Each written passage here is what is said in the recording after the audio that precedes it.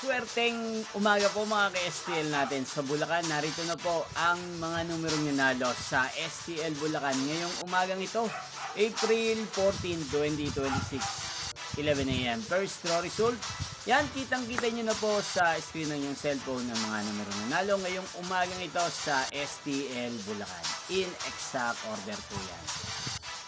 Sa mga gusto pong ma-shoutout sa channel to, huwag po kayong mahiyang mag-comment at mamaya sa STL Bulacan 4pm second draw, isya-shoutout ko po kayo.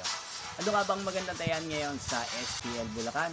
Para po sa akin, siguro maganda po ang number 14 dahil pecha po ngayon, baka lumabas po ang 14 at partneran na lang po natin ng 1421.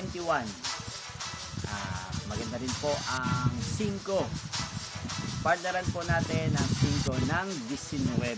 5-19. Yan, inyo pong napanood ang resulta ng STL Bulacan sa channel na to, Roderick Hernandez TV. Magkita-kita pong muli tayo mamayang 4pm para second draw result ng STL Bulacan. Thank you for watching.